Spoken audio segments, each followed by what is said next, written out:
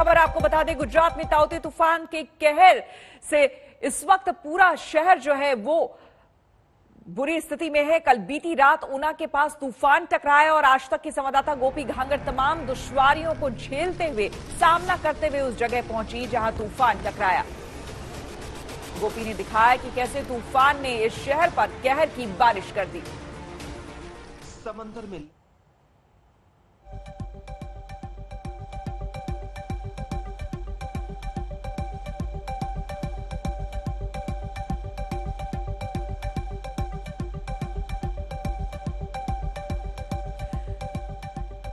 जो तस्वीरें आप देख रहे हैं वो ताउते तूफान की देख रहे हैं और देखिए किस तरह से जब तूफान तट से टकराया तो स्थिति क्या थी, कितनी जोरदार बारिश हो रही थी। आपको बता दें ताउते तूफान ने कहर बरपाया है और ये देखिए ये मुंबई की तस्वीरें हैं। ये वीडियो वायरल हो गया था, किस तरह से बिजली के खंभे को पूरी तरह से तेज हवाओं ने मोड़ दिया था और ये देखिए किस तरह से जमींदोज हो गए कई बड़े बड़े विशालकाय पेड़।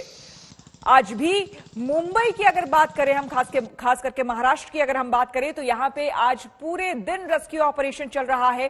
अभी बीएमसी को यहां कई दिनों तक काम करना पड़ेगा रास्ता खाली करने के लिए। चक्रवात ताउते जिस ऊना पे लैंडफॉल किया है उसके आसपास के गांव का नजारा दिखाती हूँ। जो यहाँ पे इलेक्ट्रिक पोल है वो सभी जगह पे गिर चुके हैं और पूरे इस गांव में करीब 130 किलोमीटर प्रति घंटे की रफ्तार से हवा चली थी, जिसकी वजह से कई पेड़ यहाँ पे टूट गए हैं। साथ ही जो इलेक्ट्रिक पोल है वो भी यहाँ पे टूट गए हैं और यही नजारा पूरे सड़क पर है। और फिलहाल जो गांव के हालात है, गांव के अंदर फिलहाल बिजली नहीं है। लगातार जो बीएसएनएल की टीम के साथ साथ जो यहाँ पे जीईबी की टीम है, गुजरात इलेक्ट्रिक बोर्ड की टीम है, वो भी यहाँ पे लगी हुई है। आप देख सकते हैं जो रिस्टोरेशन का काम है वो यहाँ पे किया जा रहा है ताकि इन गांवों के साथ जो संपर्क फिलहाल नहीं हो पा रहा है वो संपर्क लोगों का बन जाए और यहाँ पे रिस्टोरेशन का काम जो है वो शुरू कर दिया गया है। कल चक्रवाती तूफान ताउते यहाँ पर आया था और उसकी वजह से करीब 130 किलोमीटर प्रति घंटे की रफ्तार से हवाएं चली थी। करीब 2 घंटे तक इस पूरे गांव में हवाओं का इतना ज्यादा जोर था कि गांव के कई घर ऐसे हैं जो हवा की वजह से ढह गए हैं, इलेक्ट्रिक पोल गिर गए हैं। साथ ही काफी ज्यादा नुकसान जो है वो गांव में हुआ है। कैमरामैन उज्ज्वल के साथ गोपी घांगर, ऊना आज तक। और सीधे चलते अपने संवाददाता गोपी के पास जो कि इस वक्त सोमनाथ से हमारे साथ जुड़ी हुई है। गोपी, कई जगह आपके रिपोर्ट्स में भी हमने देखा कि वहां पर रेस्टोरेशन का काम चल रहा है, लेकिन अभी भी अगर गुजरात की बात करें तो खतरा टला नहीं है, खास करके शहरी इलाकों के लिए।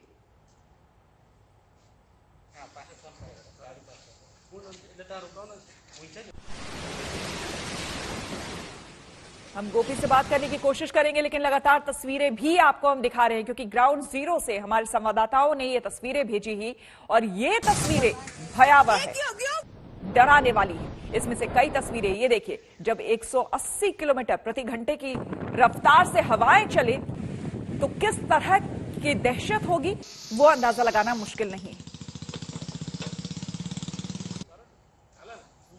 ने कहर बरपाया है। इस वक्त हम मौजूद है सोमनाथ ऊना हाईवे पर और ये हाईवे कल रात से जब से साइक्लोन आया था तब से यहाँ पे बंद था। आप देख सकते हैं कि यहाँ पे लाइन से जो पेड़ है वो हाईवे पे गिरे हुए हैं। आप देख सकते हैं कि किस तरीके से ये जो पूरा हाईवे है वहां पे पेड़ ही पेड़ दिखाई देते हैं।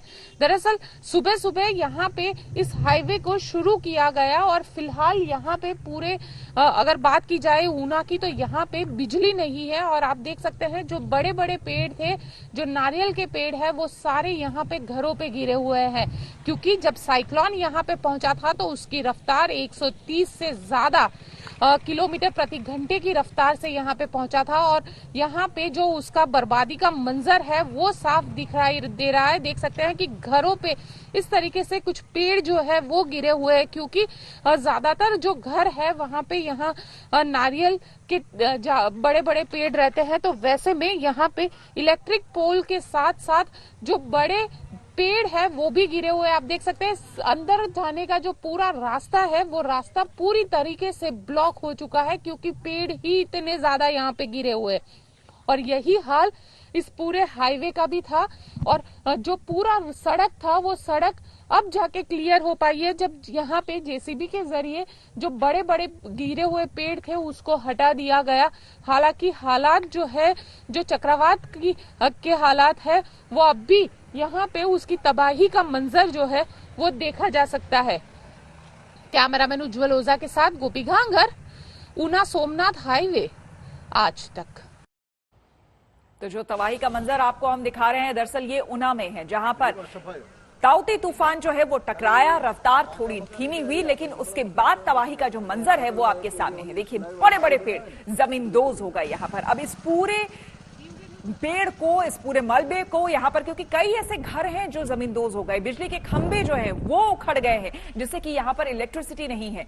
अब ऐसे में इन सब को क्लियर करने में काफी वक्त लगेगा, लेकिन गुजरात के लिए खतरा अभी भी टला नहीं है, क्योंकि ऊना में तो भले ही ऊना से आगे निकल चुका है ताउते तूफान, लेकिन शहरों के लिए अब भी खतरा बना हुआ है, जैसे कि अहमदाबाद, गांधीनगर, बनासकांठा, साबरकांठा, ये वो इलाके हैं जहां पर खतरा अभी भी ताउते तूफान का बना हुआ है। और इसी के मद्देनजर जो एडमिनिस्ट्रेशन है वो लगातार मुस्तैद है। लेकिन उससे पहले ये देखिए तबाही का मंजर, तबाही आने से पहले की तस्वीरें, जब जिस तेज हवाओं के साथ जब ताउते तूफान ने दस्तक दी थी। गोपी घांगर हमारे संवाददाता हमारे साथ बनी हुई है।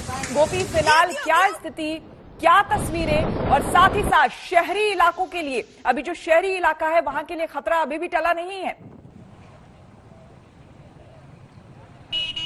बिल्कुल श्वेता, आपको बता दूं कि जो खतरा है वो अभी भी टला नहीं है। इस वक्त हम मौजूद है सोमनाथ, ये सड़क जो है वो सोमनाथ की ओर जाती है और डीयूज का जाता हुआ ये रास्ता, और यहाँ पे जो चक्रवात था उसका जो कहर है वो आप सीधा देख सकते हैं। आप देख सकते हैं किस तरीके से यहाँ पे जब रात को 150 से ज्यादा की तेजी से हवाएं चली थी तो किस तरीके से ये बड़ा सा जो इलेक्ट्रिक का खंभा था वो गिर गया है। यहाँ पे ऐसी कोई जगह नहीं है जहाँ पे आपको पेड़ गिरे हुए ना दिखे। आप देख सकते हैं कि जो इलेक्ट्रिक का खंभा है वो पूरा गिर गया है। यहाँ तक कि कई ऐसे मकान हैं जो पूरी तरीके से ढह गए हैं, क्योंकि उसकी जो दीवारें थी उसके ऊपर जो शेड लगे हुए थे वो शेड पूरी तरीके से हवा में उड़ गए। आप देख सकते हैं कि यहाँ पे तबाही का मंजर ही दिखता है। ये ऊना शहर है और इस ऊना शहर में आपको तबाही के अलावा किसी भी तरीके की चीजें नजर नहीं आ रही है। आप देख सकते हैं कि जो पेड़ है, पेड़ गिरे हुए कम से कम 100 से ज्यादा पेड़ इस पूरे रास्ते, क्योंकि हम सोमनाथ से यहाँ ऊना पहुंचे तो कम से कम 100 से ज्यादा पेड़ हमें गिरे हुए दिखे थे। साथ ही यहाँ पे आप देख सकते हैं चाहे दुकान हो तो दुकान के जो शटर है वो भी तो पूरी तरीके से टूट चुके हैं। यहाँ तक कि जो बैनर्स यहाँ पे बोर्ड्स लगाए गए थे वो बोर्ड्स भी पूरी तरीके से ढह चुके हैं और हर एक चीज को काफी ज्यादा नुकसान हुआ है, चाहे वो गांव हो या शहर हो, हर जगह पर काफी ज्यादा नुकसान है, क्योंकि जो साइक्लोन है वो यहीं पे सबसे पहले टकराया था और इसकी जो विंड स्पीड है वो करीब 150 किलोमीटर प्रति घंटे के आसपास नापी गई थी। और यहाँ पे जो तबाही है, तबाही का मंजर जो है वो सीधा देखने मिल रहा है। कल पूरी रात यहाँ पे तेज हवाएं चली और साथ ही जो लोग हैं, लोग अपने घरों के अंदर थे, लेकिन बावजूद उसके लोगों में एक जो डर है वो साफ देखने मिलता है, क्योंकि पूरी तरीके से बारिश, तेज हवा, उसके साथ यहाँ पे लोगों में एक डर सा माहौल हो गया था। जो सड़क है, सड़क पर ही उसका जो चक्रवात का तबाही का मंजर है वही देखा जा सकता है। आपको दृश्य दिखाते हैं कि किस तरीके से जो पूरी सड़क है उस पे पेड़ गिर गए हैं। यहाँ तक कि जो दुकानें हैं, दुकानों के जो शटर है वो भी पूरी तरीके से टूट चुके हैं और काफी ज्यादा नुकसान यहाँ ऊना के आसपास के गांव में हुआ है। साथ ही ऊना में भी ये मंजर देखने मिल रहा है, क्योंकि जो चक्रवात था वो सबसे पहले यहाँ पे टकराया था। और आप सोच सकती है कि अगर मुंबई में चक्रवात इतनी दूर से इतना नुकसान पहुंचा सकता है तो यहाँ पे जो लोग घरों के अंदर थे उनके अंदर भी एक दहशत थी, लोगों में एक डर था, क्योंकि घर में भी पूरा वाइब्रेशन वो फील कर सकते थे। जो लोग हैं, लोगों से बात हुई, लोग कहते हैं कि काफी ज्यादा डर का माहौल था उस वक्त जब चक्रवात यहाँ से गुजर रहा था और करीब 3 से 3.5 घंटे तक लोगों ने उस डर को महसूस किया है जो चक्रवात के वक्त यहाँ पे देखा गया। और श्वेता, आपको बताऊं कि 21 साल बाद गुजरात में कोई एक साइक्लोन इतना बड़ा यहाँ पे आया था और लोगों में एक जो डर था, साइक्लोन को लेकर जो डर है वो साफ तौर पर देखने मिलता है। देखिए पेड़ है जी। वो गिर चुके हैं, यहाँ तक कि जो दुकानें हैं दुकानों के शटर भी पूरी तरीके से गिर गए हैं। लोगों से ही बात करते हैं कि वो क्या कहते हैं। बिल्कुल गोपी, ये तस्वीरें बताने के लिए काफी है कि जब तूफान आया तो उस वक्त क्या स्थिति रही होगी। इस बीच आपको बता दें कि गुजरात के तट से टकराने से पहले ताउती तूफान ने मुंबई में भारी तबाही मचाई। ताउती तूफान की वजह से कल दिन भर मुंबई में भारी बारिश होती रही। आमतौर पर मुंबई की सड़कों पर मानसून के मौसम में जैसा मंजर दिखता है, कल कुछ वैसा ही मंजर मुंबई का था। सड़कों पर पानी भर गया, जगह जगह पेड़ गिरे हुए दिखे।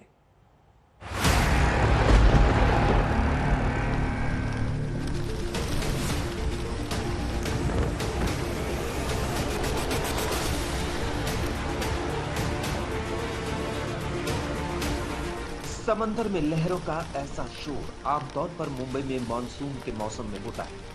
मुंबई की सड़कों पर समंदर जैसा मंजर मई के महीने में अब तक दुर्लभ ही रहा है। माया नगरी के चमकीले रास्तों पर इस तरह पेड़ों के गिरने का नजारा भी आम नहीं है। लेकिन 3 दिन पहले अरब सागर से ऐसा तूफान उठा कि देश के चमकदार शहर की सूरत ही बिगड़ गई। ताउते तूफान तो गुजर गया, लेकिन शहर में छोड़ गया वो दाग जिसे साफ करने में बीएमसी को अभी कई दिन लग जाएंगे। कल साइक्लोन तौते के चलते मुंबई के गेटवे ऑफ इंडिया पर तेज हवाएं देखी गई, समंदर में हाई टाइड देखी गई। एक दिन बाद जब हम यहां पर पहुंचे हैं तो काफी नुकसान हुआ है, खासकर मुंबई पुलिस की वो बैरिकेडिंग्स जो यहां पर लगाई जाती थी, क्योंकि ये एक टूरिस्ट लोकेशन है, वो आप देख सकते हैं पूरी तरह से तहस नहस हो चुकी है। साथ ही साथ बाकी चीजें अगर आप गेटवे ऑफ इंडिया के अंदर देखें तो काफी नुकसान हुआ ऐसा लगता है। जो भी स्ट्रक्चर वीक था वो स्ट्रक्चर टूट कर तिनका तिनका हो गया है। अंदर हम बीएमसी के लोग देख रहे हैं जो इन चीजों को हटाकर साफ करने की कोशिश कर रहे हैं ताकि जिंदगी एक बार फिर से नॉर्मल मुंबई में हो सके। मुंबई की ये तस्वीरें कल शाम की है। समंदर की लहरें हाहाकार कर रही हैं। समंदर के किनारे बने घरों को पार करती हुई ऊंची ऊंची लहरें सड़कों पर आ रही हैं। कल सुबह से ही मुंबई की सांसें अटकी थी। तूफान का खतरा सामने था और तूफान भी ऐसा ताकतवर जैसा ताकतवर तूफान 23 साल में नहीं आया। हवा की रफ्तार 114 किलोमीटर प्रति घंटे तक पहुंच गई। कोविड वैक्सीनेशन के लिए बनाया गया ये सेंटर इतनी तेज हवा सह नहीं पाया। मुंबई के पॉश जुहू इलाके का यह वीडियो तूफान के तांडव को बयान कर रहा है। ताउते तूफान की वजह से कल इतनी बारिश हुई कि जुहू की सड़कें पानी पानी हो गई। सड़कों पर पानी भरा तो बाइक और ऑटो वाले मुश्किल में पड़ गए। ये तो शुक्र है कि लॉकडाउन की वजह से सड़कों पर आम दिनों की तरह आवाजाही नहीं थी, वरना हालात बेकाबू हो जाते। तूफान से सबसे ज्यादा नुकसान हुआ मुंबई में हरे पेड़ों का। पूरे शहर में करीब 500 पेड़ जड़ से उखड़ गए। ये कोलाबा के मशहूर बालार्ड स्टेट की तस्वीर है। ताउते के कहर ने इस इलाके में कई हरे पेड़ों को जमींदोज कर दिया। जरा इस शख्स से सुनिए तूफान की तबाही की आंखों देखी। हवा था तूफान कि आदमी उड़ जाए, ऐसी इतनी बड़ी तादाद में एकदम तबाही के जैसा ही हो गया था सब पूरा। ये तस्वीर सायन के कोलीवाड़ा की है। यहाँ भी तूफान ने सड़कों की हरियाली को छीन लिया। हरे पेड़ सड़कों पर गिर गए। दहिसर से भी ऐसी ही तस्वीरें आई। एनडीआरएफ को सड़क साफ करने में काफी मशक्कत करनी पड़ी। मुंबई में तूफान के असर की ये 5 तस्वीरें हैं। राहत की बात यह है कि पहले से तैयारी और लॉकडाउन की वजह से नुकसान ज्यादा नहीं हुआ। कोस्टल महाराष्ट्र से लेकर उन सभी जगहों पर पूरी तैयारी की गई थी जहां तूफान से नुकसान का अंदेशा था। विद्या, पंकज उपाध्याय और मुस्तफा शेख के साथ साहिल जोशी, मुंबई आज तक। और मुंबई से सीधे मुस्तफा शेख हमारे साथ जुड़ रहे हैं ज्यादा जानकारी के साथ। मुस्तफा, अगर हम महाराष्ट्र की बात करें, मुंबई की बात करें खास करके, तो अब इस वक्त वहां पर क्या स्थिति रेस्टोरेशन को लेकर, साथ ही साथ रेस्क्यू ऑपरेशन को लेकर? जी बिल्कुल, आपको बता दें कि जहां पर हम खड़े हैं गेटवे ऑफ इंडिया, वहीं से कुछ दूर अरेबियन सी में कल रात को एक बहुत महत्वपूर्ण रेस्क्यू ऑपरेशन आईएनएस कोलकाता पे जो लोग फंसे थे उन्हें बचाया गया। 177 लोगों को इंडियन नेवी ने रेस्क्यू किया है। उस रेस्क्यू ऑपरेशन में उनको सारा अपना इंफ्रास्ट्रक्चर डालना पड़ा क्योंकि तूफान की वजह से जो विंड स्पीड थी वो बहुत ज्यादा थी। मुंबई शहर की अगर बात करें तो 500 से ज्यादा पेड़ गिरे हैं। उन्हें रास्तों से हटाकर जो भी चीजें कमजोर हुई है उन्हें दुरुस्त करने का काम शुरू है, जैसे कि बीकेसी, दहीसर, ये सब कोविड फैसिलिटीज में तब्दील किए गए थे, फील्ड हॉस्पिटल्स थे। यहाँ पर कल जो इफेक्ट आप कह रहे हैं कि 100 से ज्यादा किलोमीटर पर आवर की स्पीड से विंड जब उन फैसिलिटीज से टकराए जो कि टेम्परेरी फैसिलिटीज थी, तब नुकसान हुआ है। अगर थर्ड वेव का सामना करना है तो उन कोविड फैसिलिटीज को फिर से रिपेयर करना पड़ेगा और ये काम आने वाले 15 दिनों में किया जाएगा क्योंकि ऑलरेडी उन फैसिलिटीज से पेशेंट्स को सेफर लोकेशन पर शिफ्ट किया गया था। फैसिलिटीज अब खाली है, तो ये वक्त का एडवांटेज लेते हुए बीएमसी उन फैसिलिटी को रिपेयर करेगी। आज कुछ जगहों पर मुंबई में वैक्सीनेशन हो रहा है, कल से ज्यादा जगहों पर होना शुरू होगा। तो एक तरह से जिंदगी जो है वो सामान्य होती दिख रही है, लेकिन नुकसान काफी हुआ है और मुंबई करों को अरेबियन सागर में इतना बड़ा तूफान देखने की आदत नहीं थी जो कि कल देखा गया है। उसके चलते जो नुकसान हुआ है उससे भी उभर कर सामने आने की कोशिश मुंबई कर रहे हैं। बिल्कुल, बहुत बहुत शुक्रिया मुस्तफा आपका तमाम जानकारी के लिए। रुक करेंगे अगली खबर का। आपको बता दें कि बीजेपी प्रवक्ता संबित पात्रा ने आज कांग्रेस पर जमकर हमला बोला है। संबित पात्रा ने कहा है कि कांग्रेस कोरोना पर भ्रम फैला रही है। यही नहीं, बीजेपी ने पीएम मोदी की छवि को धूमिल करने का आरोप भी कांग्रेस पर लगाया है। तो उधर कांग्रेस केस करने की तैयारी में है। पार्टी का एक टूल किट चल रहा है कि किस प्रकार से ये जो महामारी है, ये जो कोरोना का पेंडेमिक है, उस पेंडेमिक में भी, उस विपत्ति में भी किस प्रकार राजनीति करनी है और किस प्रकार से भ्रम की स्थिति को उत्पन्न करते हुए कांग्रेस पार्टी अपने राजनीतिक मंसूबे को मजबूत करना चाहती है। वह इस टूल किट से पूरा देश आज कांग्रेस के मंसूबों को, कांग्रेस के इंटेंशंस को, कांग्रेस के जो भ्रम फैलाने की नीति है उसे जान रही करता है। जिस प्रकार से यहां कांग्रेस अपने टूल किट में अपने कार्यकर्ताओं को करने के लिए कह रही है कि आप मृतकों की तस्वीर लीजिए और इसको एम्पलीफाई और मैग्नीफाई करिए। बहुत ही निंदनीय। आप बताइए, उन लोगों को सामने लाइए जो लोग फ्रेंडली हैं कांग्रेस से और जो लोग इंटेलेक्चुअल कहलाते हैं और डिमीनिंग फ्रेजेस फॉर मोदी और मोदी जी के लिए गंदे गंदे गाली, गंदे गंदे शब्दों का प्रयोग करवाइए ताकि देश में उन शब्दों को एक एक्सेप्टेबिलिटी मिले। जो नया स्ट्रेन आया है जिसको कि WHO में भी मना कर दिया गया है, इंडियन स्ट्रेन नहीं बुलाना है, उसके साइंटिफिक नाम से उसको एड्रेस करना है, मगर यहां कांग्रेस पार्टी कहीं ना कहीं जो निर्णय WHO में भी हुआ है उसके विपरीत जाते ये कह रही है कि आप उसको इंडियन स्ट्रेन बुलाइए और तो और उसे मोदी स्ट्रेन बुलाइए। बहुत ही दुखद है और कहीं ना कहीं देश को पूरे विश्व में अपमानित और बदनाम करने के लिए एक वायरस के स्ट्रेन को इंडिया के नाम पर, इंडिया के प्रधानमंत्री के नाम पर प्रतिपादित करने की जो चेष्टा है, मुझे लगता है ये कांग्रेस पार्टी के असली चेहरे को दर्शाता है। संबित पात्रा के इस हमले के बाद कांग्रेस नेता राजीव गौड़ा ने बीजेपी पर पलटवार किया है और कहा है कि कांग्रेस पार्टी संबित पात्रा और जेपी नड्डा के खिलाफ एफआईआर दर्ज करवाएगी। राजीव गौड़ा ने बीजेपी पर फर्जी टूलकिट में कांग्रेस का नाम घसीटने का आरोप लगाया है। आपको बता दें, जैसे कि आपने सुना, संबित पात्रा ने कई गंभीर आरोप लगाए हैं। बीजेपी फर्जी टूलकिट में नाम घसीट रही है कांग्रेस का, ये कहा है राजीव गौड़ा ने। हमारे संवाददाता आनंद पटेल जुड़ गए हैं ज्यादा जानकारी के साथ। आनंद, क्या कुछ कहा गया है और कांग्रेस की तरफ से, क्योंकि संबित पात्रा तो बाकायदा प्रूफ लेकर के ऐसा लगा कि वो बैठे हुए थे और बता रहे थे कांग्रेस के उस टूल किट को लेकर। देखिए, जो ट्वीट किए हैं डॉक्टर संबित पात्रा ने, उसमें उन्होंने आरोप लगाया है कि कांग्रेस पार्टी की जो रिसर्च सेल है उसने ये 4 पेज का दस्तावेज जारी किया जिसे वो टूल किट कह रहे हैं, जिसे कांग्रेस के कार्यकर्ताओं और जो फॉरेन मीडिया है उनके बीच सर्कुलेट किया गया और ये कहा गया कि भारत सरकार को बदनाम किया जाए और जो भी कामकाज किए जा रहे हैं भारत सरकार की तरफ से उसके बारे में भ्रांतियां फैलाई जाए। तो कांग्रेस की जो रिसर्च सेल है उसके अध्यक्ष हैं डॉक्टर राजीव गौड़ा, सांसद है, उन्होंने साफ कहा है कि ये फर्जी दस्तावेज है जो भी ट्वीट किया गया है डॉक्टर संबित पात्रा के द्वारा, इसमें कोई आधार नहीं है, बिल्कुल बेबुनियाद बातें लिखी हुई है इसमें। ऐसा कोई भी दस्तावेज या टूल किट कांग्रेस पार्टी की रिसर्च सेल की तरफ से सर्कुलेट नहीं किया गया है। और उन्होंने ये भी कहा कि ये फर्जी दस्तावेज सर्कुलेट करने के लिए बिल्कुल। आनंद, आपसे हम बात करते हैं, इस बीच सुन लेते हैं जरा। कोरोना के केसेस में कमी आ रही है लेकिन मरने वालों की तादाद बढ़ रही है। आज भी 4000 से ज़्यादा लोगों ने अपनी जान दे दी। भारतीय जनता पार्टी कहती है कि कांग्रेस टूल किट का इस्तेमाल कर रही है कोरोना को लेकर। टूल किट किसने बनाया?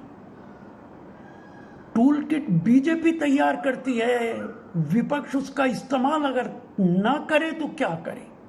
टूल किट तो आप ही बनाती हैं, विपक्ष को बोलने का मौका आप ही देते हैं। वो तमाम टूल्स जो कमियों से बने हुए हैं वो आप ही ने बनाए हैं। क्या ऑक्सीजन की कमी नहीं थी? ये टूल नहीं था? क्या हॉस्पिटल्स में जगहें नहीं थी? ये टूल नहीं था? मारामारी हो रही है, दूसरी वेव का कोई इंतजाम नहीं था? कि ये टूल नहीं था? जिम्मेदारी है विपक्ष की कि इन टूल्स का इस्तेमाल करे। भारतीय जनता पार्टी को चाहिए कि जिम्मेदारी के साथ काम करे। अभी जितनी कैबिनेट मीटिंग्स हुई हैं किसी में कोरोना की चर्चा नहीं हुई। इससे बड़ा टूल किट कुछ हो नहीं सकता है।